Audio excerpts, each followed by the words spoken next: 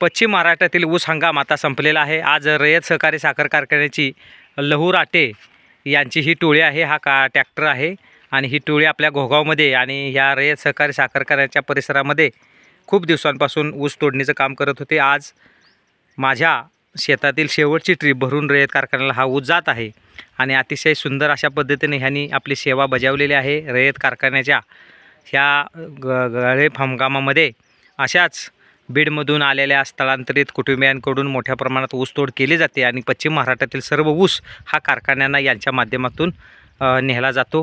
आज आपण त्यांची प्रतिक्रिया घेऊया। आत्ताची ही शेवटची ट्रिप आहे आणि उद्या रयत सहकारी साखर कारखाना बंद होणार आहे। आपण 10 तारखेला रयत सहकारी साखर कारखाना बंद होणार आहे।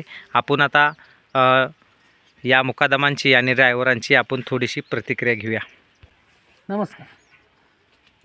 तर आज व्यवस्थितपणे आत्तापर्यंत चांगलं काम केलं, कुणाचे आमचे भांडण नाही, तंटा नाही, व्यवस्थित अगदी आत्तापर्यंत सगळं कुणाला सुख नाही दुःख नाही, सगळ्याच्या सुखादुःखामध्ये जमा झालो। त्यामुळे आता बुडीत आमचा पट्टा पडला, कारखाना बंद झाला।